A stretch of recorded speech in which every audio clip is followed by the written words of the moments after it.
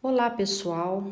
É com grande prazer que eu inicio essa aula de hoje para falar sobre credenciamento de bens e serviços, essa forma atípica de se contratar que na realidade nada mais é do que uma inexigibilidade pela inviabilidade de competição. Nós temos aí muito material divulgado, mas pouca coisa de concreta dentro do tema. Pessoas que hoje defendem, né, posicionamentos diferentes, pessoas que ainda não conseguiram solidificar um entendimento, uma corrente acerca de determinados assuntos dentro do credenciamento, peculiaridades do credenciamento que precisam ainda ser definidas. E correntes, né? Diversas pessoas que já conseguiram se posicionar pela corrente A ou pela corrente B, definindo ainda que credenciamento vai poder se dar não só em bens e serviços, né? Não só em prestação de serviços, como também em bens. E já outras pessoas que ficam aí na corrente de alguns doutrinadores consagrados que optam pelo entendimento de que o credenciamento é possível somente acerca de bens, ou desculpe, de serviços.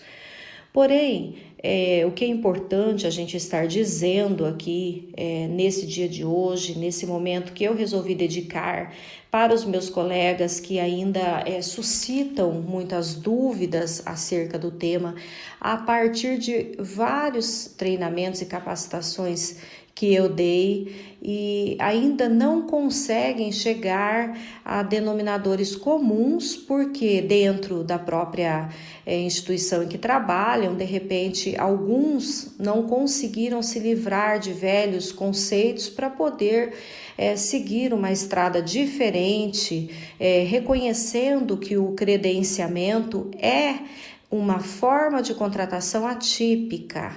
Então, nós temos aí um misto de licitação com a inexigibilidade.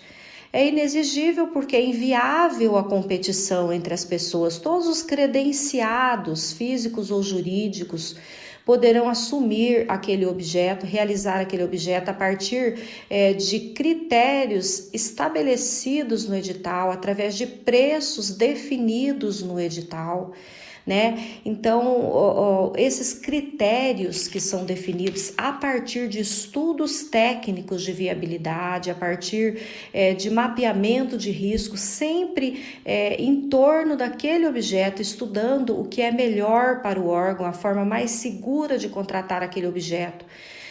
Muitas pessoas ainda estão bem perdidas em relação a esse tema, entendendo que de repente é possível fazer o credenciamento, por exemplo, para médicos já existentes na instituição, como a preservar-lhes os contratos. E na realidade não é isso. O credenciamento ele vai ter que se manter em aberto, né? O edital permanece em aberto. E ele vai credenciar todos os profissionais que puderem atender aquele objeto. Então, eu não posso, de forma alguma, garantir um salário fixo a um médico que já atende aquela demanda. E se eu tiver essa pretensão, certamente que o credenciamento não será a forma adequada de contratação.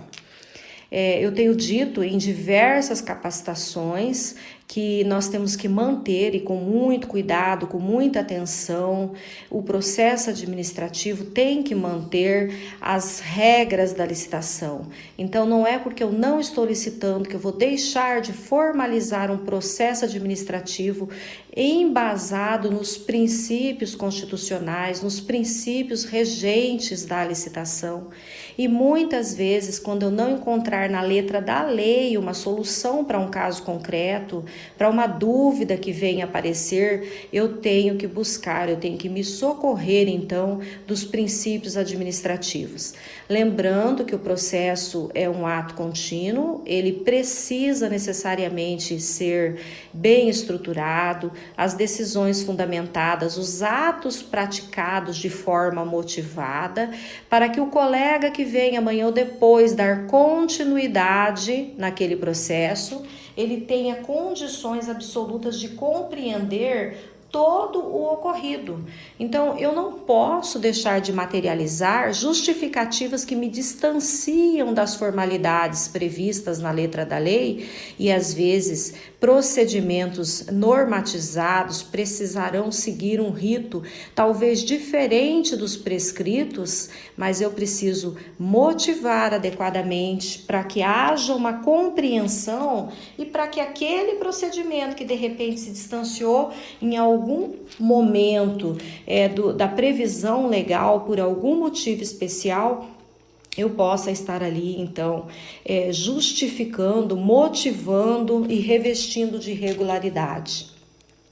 Eu não estou aqui defendendo que nós não devemos cumprir, quero deixar isso bem claro, procuro dizer sempre isso nas minhas capacitações, nos encontros que tenho aí com os colegas servidores. Eu não estou aqui dizendo, de repente, que a gente vai deixar de cumprir a formalidade, mas eu estou dizendo, afirmando e reafirmo em todas as oportunidades que tenho, que muitas vezes o procedimento está definido de uma determinada maneira que não pode ser cumprido. Então, a exceção precisa ser devidamente motivada, justificada. Eu estou falando, por exemplo, aqui de uma cotação de preços, que não é o caso do credenciamento, porque a formação de preços do credenciamento vai muito além de uma simples cotação de preços, né? Eu vou ter que me embasar na realização daquele objeto no último período, então quanto que eu gastei nos 2 anos anteriores com aquele objeto. Eu vou ter que me embasar, inclusive, no preço praticado na minha região. Eu vou ter que fundamentar se de repente eu tiver que estipular um preço diferente daquele que é tabelado pelo SUS quando for um serviço médico. Eu vou ter que buscar outros parâmetros para a formação do meu preço. Mas numa licitação comum, por exemplo, se eu não tiver condições ali de atender uma apresentação de 3 preços para a formação do preço, né? Eu não tenho lá 3 cotações. De repente, eu tenho um objeto que eu só consegui localizar 2 fornecedores que podem ali estar me embasando o preço, me fornecendo um orçamento. Então, eu vou deixar de licitar por causa disso? É lógico que não.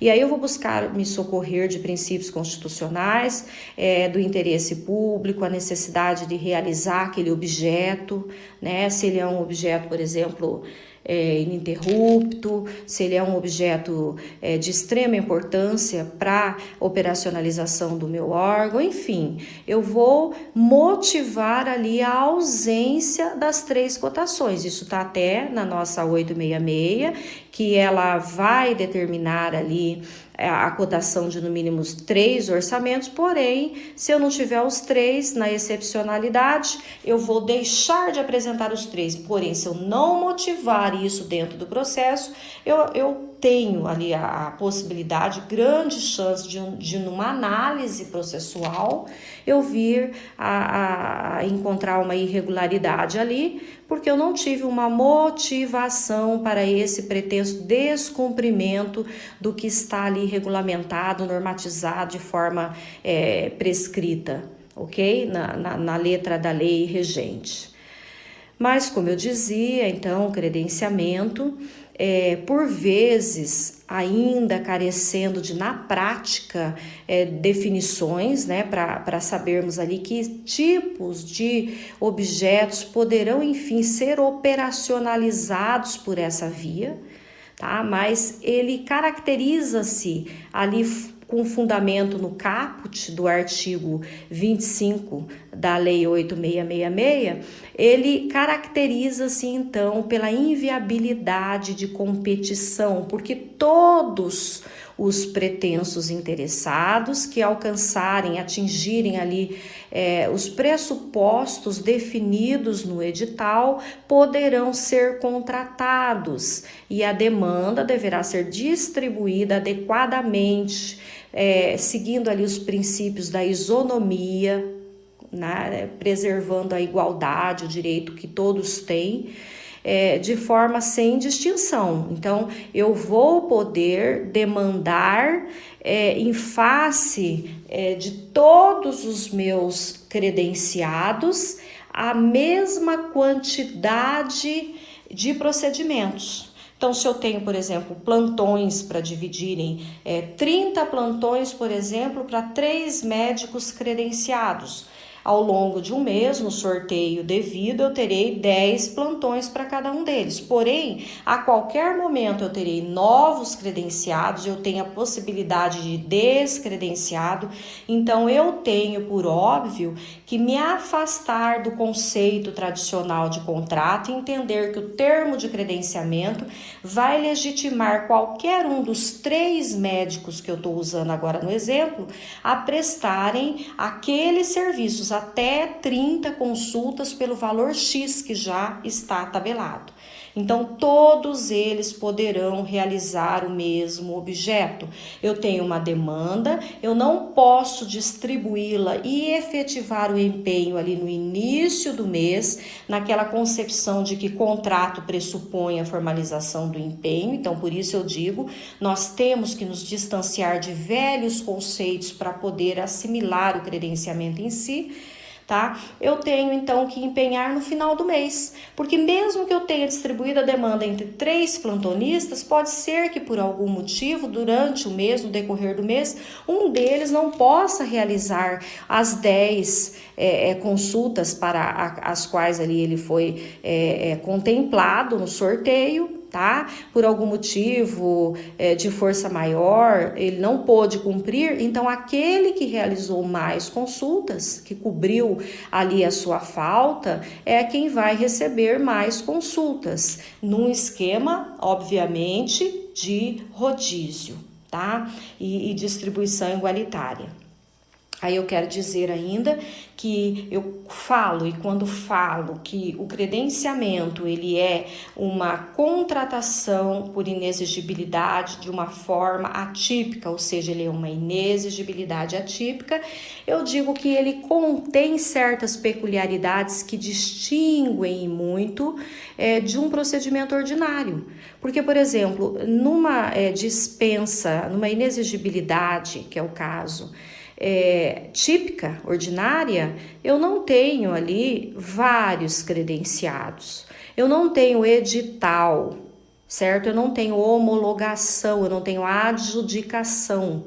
Já no processo de credenciamento, eu vou ter a adjudicação sendo uma inexigibilidade, eu vou ter homologação, edital, certo? O ratifico assume uma posição diferente do propósito, do fim a que se destina no processo ordinário.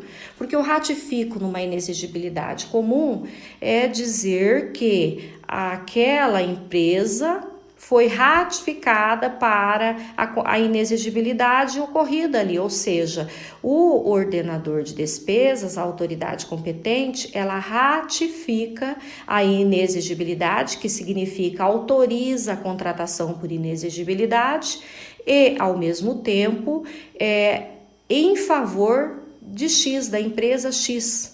Já no processo de credenciamento, o ratifica é um ato formal da inexigibilidade, é a autorização da autoridade competente para que a contratação se dê por inexigibilidade, mas ele não é aquele ato formal praticado no fim, já que autoriza a contratação no fim da inexigibilidade, e sim um ato meramente formal que autoriza o seguimento do processo através de inexigibilidade, certo? Depois disso, nós vamos passar então por vários outros atos formais para chegar na homologação. Essa sim, a homologação é que vai revestir o meu processo de credenciamento da regularidade final, é como se fosse a aprovação, a autorização do ordenador de despesas, da autoridade competente, especificando então que o processo transcorreu na sua normalidade, para depois eu então credenciar aqueles que foram pela Comissão Especial de Credenciamento avalizados, né, cumpriram todos os requisitos, para que eu possa finalmente formalizar os termos então de credenciamento.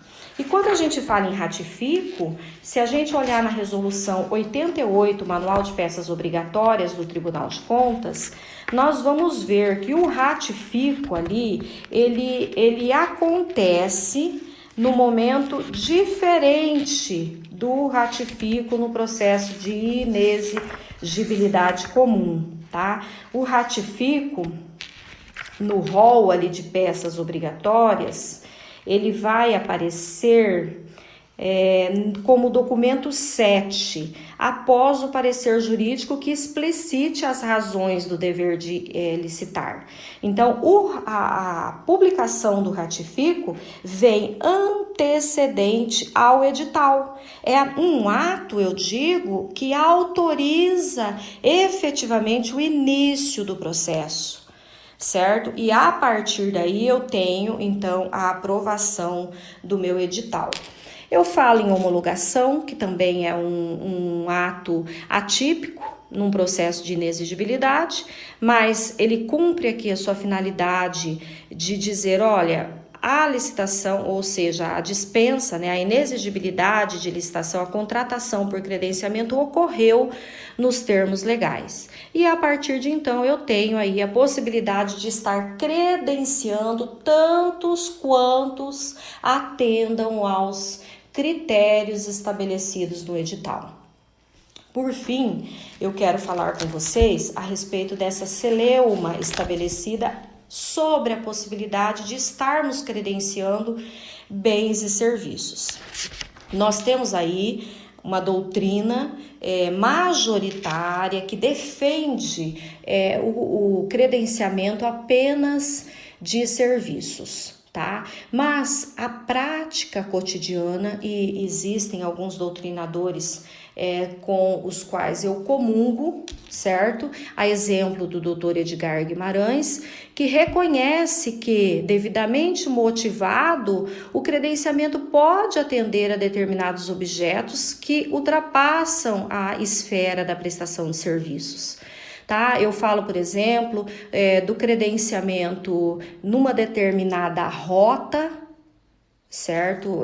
Ali do município, estabelecidos os critérios devidos. Então, por exemplo, o município precisa vir até a capital, e tem essa atividade cotidianamente, vem até a capital e abastece a sua frota de veículos lá na sua sede, algumas vezes com preço de combustível bem maior. Não adentrando aqui outras formas de contratação, mas eu entendo ser possível, sim, eu credenciar postos de gasolina na rota do meu município. E eu tenho que conseguir estabelecer critérios. Então, por exemplo, eu não vou credenciar um posto de gasolina que fique fora da rota ordinária do meu município, que a minha frota costumeiramente faça, tá? Mas eu consigo, estabelecendo critérios, levantando o preço médio dos postos de gasolina que eu encontro na minha rota ordinária, chegar de repente a um preço melhor do que lá no meu município, que eu posso ter um posto de gasolina, 2, praticando um preço muito superior a um bom tempo e só impondo à administração ali aquele preço sem nenhuma outra possibilidade. Então vai justificar-se muitas vezes por uma economia aos cofres, um valor menor, uma vantajosidade que pode, na minha concepção, ser justificada, motivada por diversos princípios e acabar e culminar, inclusive, aí numa comprovada economia aos cofres. Tá? Então, eu acredito sim que o credenciamento ainda vai poder definir objetos relacionados a bens, não só a serviços. Tanto e eu reforço aqui a minha opinião, que o projeto de lei 6814, que prevê a alteração da 866, ele vem conceituar o credenciamento como possível para a prestação de serviços e a aquisição de bens. Então, o projeto que altera a 866, ele assegurando a melhor seleção, assegurando o melhor preço, a vantagem da licitação, ele garante essa possibilidade. E aí eu digo que a prática durante esse período todo que nós temos aí entre a vigência inicial aí da lei 866 e até hoje, né, como hoje nós ainda não temos essa alteração, mas até os dias de hoje, se o legislador entendeu por bem inserir essa possibilidade no novo regramento que vai tratar de licitações, então é uma tese que avaliza. Só complementando essa questão do Tribunal de Contas do nosso estado, do Mato Grosso do Sul, ter regulamentado o credenciamento apenas para serviços, nós ainda teremos aí um chão pela frente, uma longa estrada, a partir da experiência, da prática nesta forma de contratação, certamente nós conseguiremos definir de uma forma mais segura quais os objetos que efetivamente poderão vir a ser contratados através do credenciamento. E aí, para finalizar, eu quero dizer que o credenciamento tem uma suma importância em relação às formas de contratação que doravante virão, e que ele vai certamente avançar, assim como eu defendo que a adesão à ata de registro de preço, obviamente, será aos poucos extirpada da nossa realidade por diversos motivos que a gente conversa tranquilamente sobre isso nas aulas específicas, em outros áudios que eu tenho a respeito do assunto. Eu também defendo que o credenciamento será a forma atual e cada vez mais crescente de contratação. É uma forma democrática que certamente vai ensejar uma maior atenção dos órgãos de fiscalização, tanto controle interno quanto externo, Ministério Público.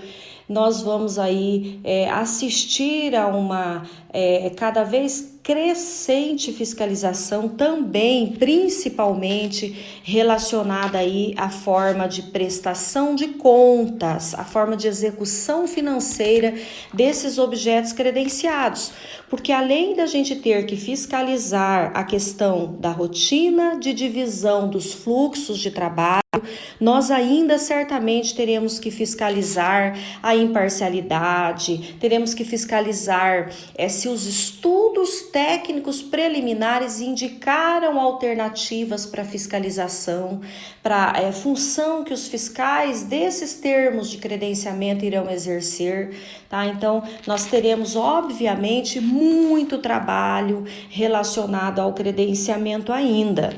Nós teremos que definir não só os objetos que doravante serão contratados, como também a forma como esses objetos serão executados, porque a gente tem a obrigação de se ater à execução financeira desses instrumentos.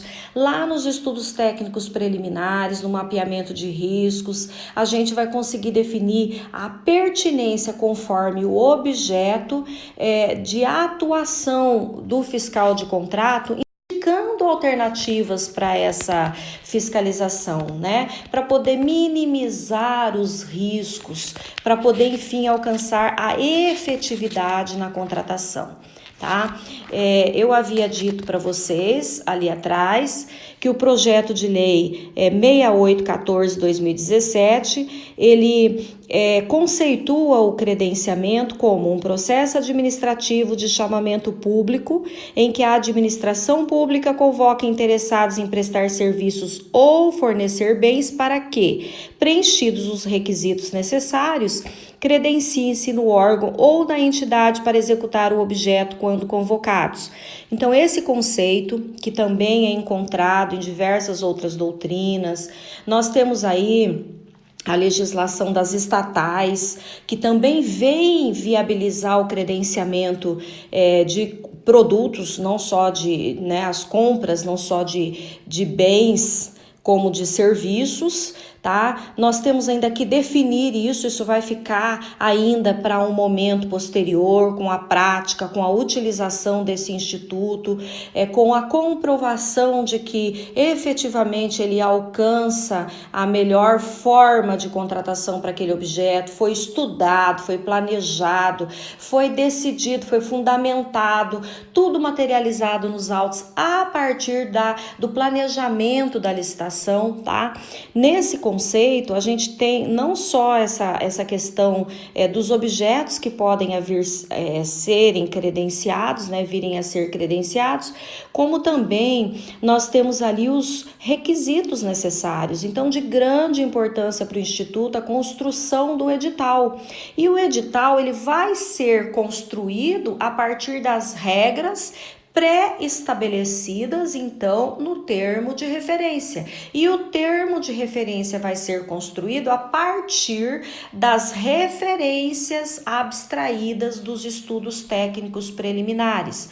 Por isso, a gente fala da importância do planejamento nessa forma de contratação também, não somente na modalidade pregão eletrônico, pregão presencial, nas outras modalidades previstas na nossa lei de licitações, como também e principalmente no caso do credenciamento, ok? Então, fica aqui a dica, um abraço no coração de todos e até o próximo vídeo.